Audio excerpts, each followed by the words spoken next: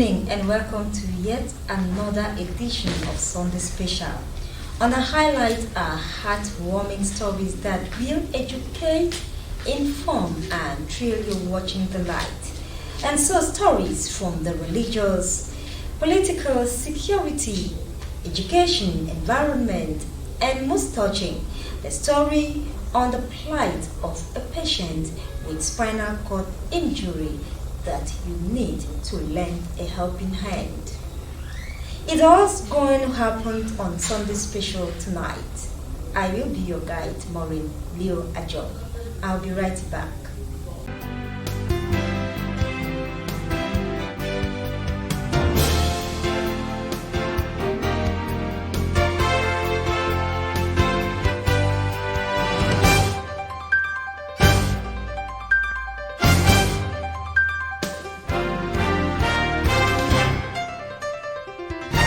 Welcome back to Sunday Special proper. Fasting and prayers are common religious obligations, requirements of religious faithful.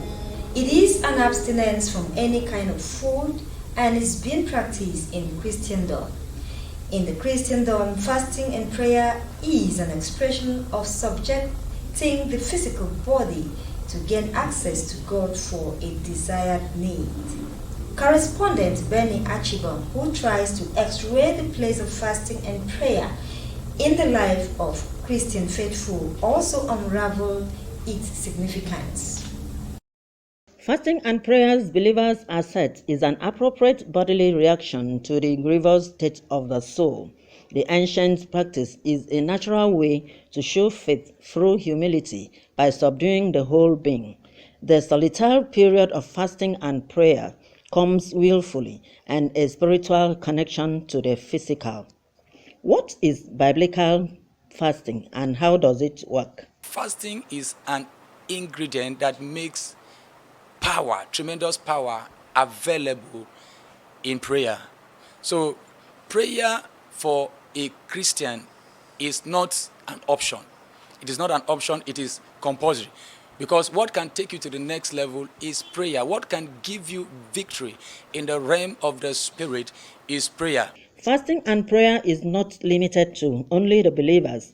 History has it that during Protestant reformations, leaders fasted and prayed, and equally fasting has other contexts as diagnostic medical procedures, intermittent techniques used for weight loss, physiological aspects as well as religious contexts.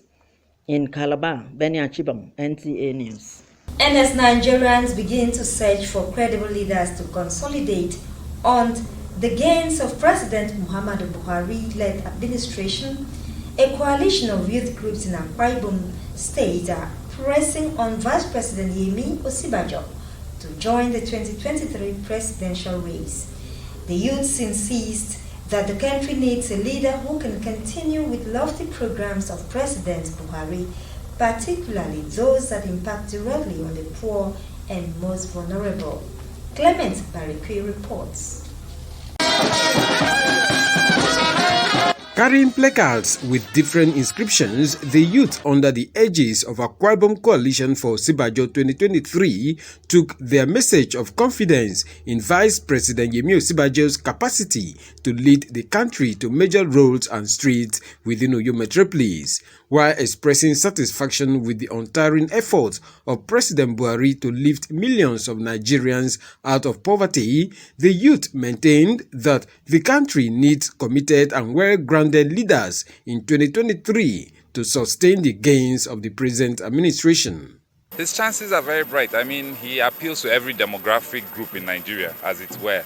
He appeals to the youth, to the women. We want better life for women, our children. We want more. President Muhammadu Buhari has laid the right foundation, which Professor Yemi Osinbajo, in our opinion, will be able to build based on his capacity. We've put together this coalition to encourage and request that PYU should come out and contest. The rally brought together representatives of youth groups from the 31 local government areas of Akwa Ibom State. In Uyo, Clement Barikwe, NTA News. A 3-day Niger Delta National Youth Leaders and Development Stakeholders Retreat has ended in Benin with a solemn call on the government and the youth to take deliberate steps to stem insecurity and uphold peace as panacea for unity and national development. Rejoice Aniemeka tells us more. It was the 8th in the series of the Niger Delta National Youth Leaders and Development Stakeholders Forum. The program had the theme Peace, Security and Development in the Niger Delta. In attendance for this year's edition were key development stakeholders. It featured an online workshop and lecture on security of the Niger Delta. We must address insecurity in the state, in Niger Delta, in Nigeria. And it's solely the responsibility of the government. If the government wants the law to work today, starting from tomorrow morning, everything will change. There was also the presentation of Peace Builders Award to deserving individuals, of which some were received by representatives. The peace building activity we've been doing is through training of the youth, training them in skills, soft skills that can empower them at the same time to become something useful in the society. Both representatives of the President, National Youth Council of Nigeria and Minister of State Petroleum Resources articulated challenges youth face. I want to appeal to government, because they cannot employ everybody, they should create the enabling environment for you to engage themselves. Once we have internet, we should browse more for opportunities. This country is fertile with opportunities for youths. Niger Delta National Youth Leaders and Development Stakeholders Forum started in 2009. In Benin, Rejoice Aniemeka, NTA News.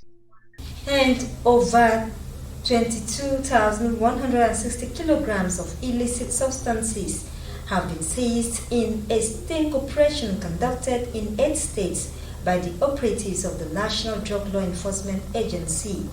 These substances are identified as codeine syrups, methamphetamine, loud and cannabis, sativa, among others, believed to have fueled a lot of criminal activities in the country. 29 suspects were arrested in connection with the crime, as well as 268 debit cards seized from one of the suspects.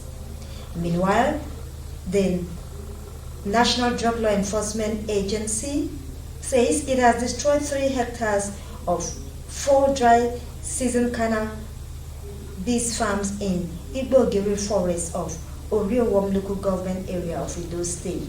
The newly deployed Commissioner of Police, Yobe State Command, Haruna Garba, has vowed to strengthen synergy between the command and other sister security in a renewed task of getting rid of crimes and criminal elements in the state.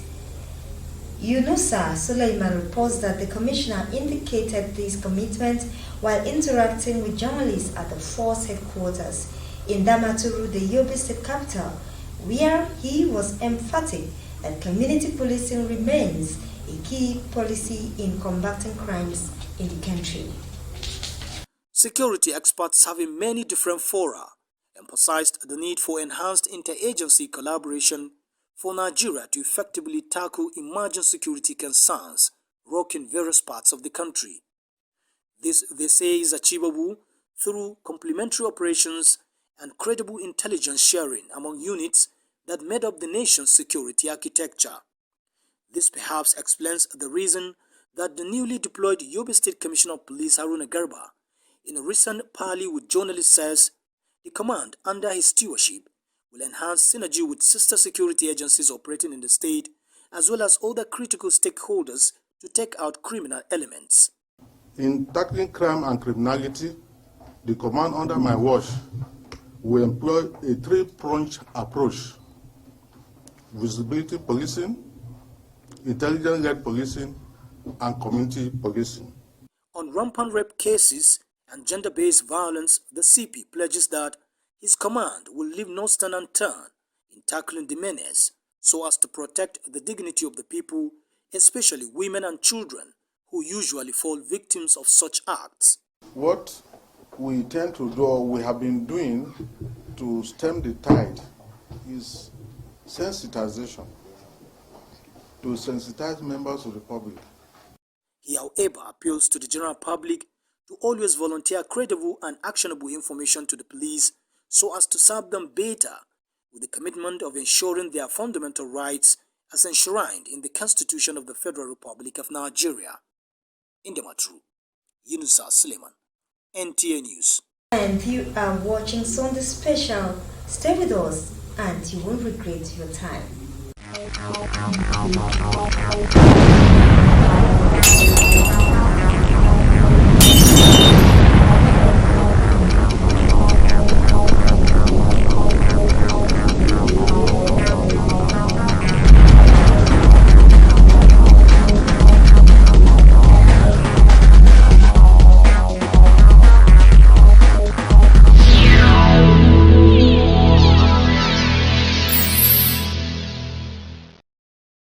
Welcome back.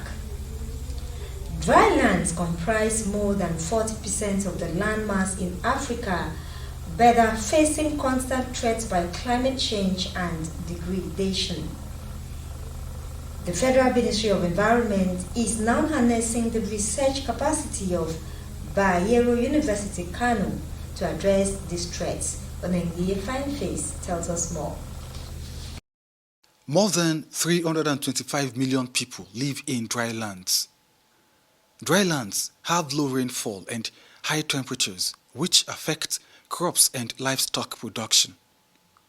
This is worsened by unsustainable land use, deforestation, erosion, and pollution. As a strategy to mitigate climate change and restore degraded land, the Federal Ministry of Environment is collaborating with Bayero University, Kano, where the Center for Dryland Agriculture is producing scientific solutions to the problems facing drylands in Nigeria. And in fact, we would like to see researchers from Bayero University, Kano, to be on the Intergovernmental Panel on Climate Change. All the other international bodies, there are UN agencies for drought and desertification, there are other UN agencies all over. We have enough researchers in Nigeria to be on those panels. So we'll be collaborating greatly with the university, and we'll be ordering a lot of the seedlings, like the date palm seedlings that we want to plant for our projects in the north. We'll be ordering from this university. And we have finished discussing with the minister. Immediately after our visit, we are going to go into MOU, and then we collaborate between the university and our ministry to see what we can do to move the economy forward. This collaboration is expected to mitigate climate extremes like drought and promote sustainable environments using appropriate technology from the university. Onengiye Fineface, NTA News. The actualization of a shift to use of fuelless vehicles seems to be within reach for Nigeria. This is as the news of the manufacture of an electric vehicle by students of the Federal Polytechnic, Nekede, Imo State, trends. Ray Nabasi, who visited the institution, reports that the feat is with assistance from the Tertiary Education Trust Fund, TED Fund. Here are details of her findings. Some developed countries are already taking steps to end the use of petroleum-driven vehicles as a way of tackling the challenges of climate change. In line with this global trend, the Federal Polytechnic Nekede embarked on a research that has historically produced an indigenous fuelless electric vehicle, which is attracting the attention of Nigerians. Looking at this vehicle here, you would think that it's made in China, Malaysia, or any of the Asian tiger countries. But it's made here in Federal Polytechnic Nekede, Owerri, Imo State, Nigeria. Ride with me. Mr. Chinedu Nwosu is the leader of the engineering team behind this invention. He says the success is a product of months of hard work. Students were here, they were part of this, IT students and also some of our final year students at a point wanted to even use it as their final year project. We said no, Third Fund was already funding it. So they took part in the metal cutting. We have a laser cutter there. We use those laser cutters to teach them how those metals are cut. They did them themselves, we placed them. Then the arrangements of the wheels, those shock absorbers and the rest of them, they were there when we raised the tires up, and they were part of the fixing. The electric vehicle is made with locally sourced materials which are environmentally friendly and can move 55 to 60 kilometers per hour using charged battery. That everything is just locally made here, from the design, the construction, and everything is from the school. We have facilities within the school premises that can enable us to make printed circuit boards. So we harness that avenue to make sure that the electronic, the ECU, the brain box of the vehicle is localized within the school. I partake in terms of the wedding aspect of it. For the first time in history, we have an electric car in the campus. At least it's kind of a helping hands to the Nigerian student. I learned a lot of things. Like, it was really good doing it practically. Took part in the welding and metal cutting. For the rector of Federal Polytechnic Nekede Owerri, Dr. Michael Arimanwa, it was excitement all the way as he feels fulfilled over the invention of fearless vehicle. We have the funds today. We do many of these in a very short time. Having done the first one, the other ones will be faster because we already know what to do and how to do it. And I'm hoping that government and other people will key into it so that from Federal Polytechnic Nekede we can begin to go places. And the General Officer Commanding 82 Division Nigerian Army Major General Tori Lagbaja is tasking officers and soldiers of the 13th Brigade to consolidate on the gains of exercise still water by creating an enabling environment where peace and security can't be guaranteed. Achibombasi reports that the General Officer Commanding, represented by the Commandant Amphibious Training School Calabar, Brigadier General Frank Edem, at the West African social activities of the command, reiterated the need for officers to conduct themselves with utmost regards to the fundamental human rights of Nigerians, as no acts of indiscipline will be tolerated. The celebration of West African social activities originated from the West African Frontier Force, comprising the various British West African units during the colonial era. The 13th Brigade End of Year 2021 Social Platform, WASA, takes officers and soldiers away from their routine regimental duty to unwinding and relaxing with their families, friends, and well-wishers. To organize social activity by units and formations to celebrate feats and successes recorded in military operations started.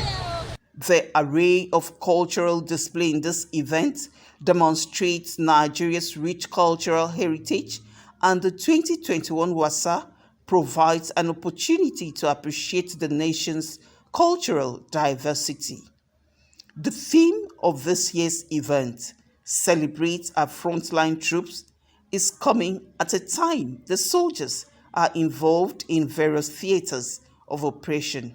We must continually conduct ourselves in line with the established rules of engagement and utmost regard for the fundamental human rights of our citizens. The beating of the retreat signals the end of year 2021 activities and commencement of activities for year 2022 in Calabar.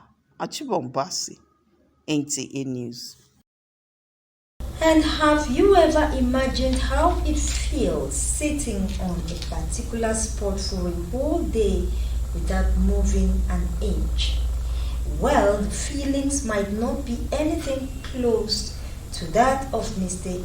Obio Ehihia, an orphan from Amachi in Afikpo North local government area of Ebonyi State, confined to a particular spot after he sustained spinal cord injury in an accident in 2015 with no one in particular to take care of him. Uchechukwu Idam is standing by to tell the rest of his story. Mr. Obiahihia, a 37-year-old orphan from Eziogwu Amachi Afikpo North local government area of Ebonyi State, according to neighbors and members of the community, was not just doing well as a hardworking and energetic youth, but had plans of expanding his chains of businesses until that fateful day in 2015, when, like pack of cards, his life came crashing after he was hit by a motorcyclist while crossing the road. And since that 2015, we took him to hospital. After then, the doctor referred us to Enugu because he said he has a memory problem and a spinal cord problem that we have to rush to Enugu. But we try all our possible best in order to go, but there was no money. And since that time, day by day, the voice and the intonation, things was changing.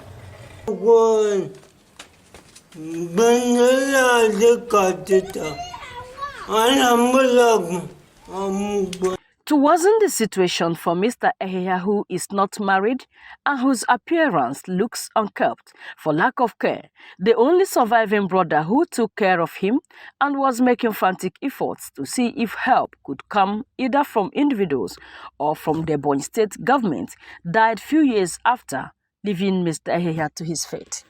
The mother and the father are dead, so he's just left with his stepbrothers to take care of him. You see how the whole place is thinking. And you know, stepbrothers in the Nigerian situation, especially the Igbo situation, they don't really show that care as his own immediate brother would have. While waiting for other assistance to come the way of Mr. Obiahihia to enable him get the required medical attention, Newsline gathered that a donation of a wheelchair could as well relieve him of some pains. And lastly, 4 persons have been reported dead in a fatal road crash along Gombe-Pataskum Road in Yobe State. The accident, which occurred today, involved a Sharon vehicle conveying passengers from Gombe to Pataskum when its tire suddenly busted, forcing it to somersault that led to the death of 4 persons on the spot, while others sustained various degrees of injuries. The injured were rushed to Specialist Hospital Patiskum for treatment. About 40 people have lost their lives in different auto crashes across highways in Yobe State in less than 1 month. And on that note, we draw the curtain for Sunday Special today, and we say thank you so very much for being a part of today's Sunday Special. Have a good night.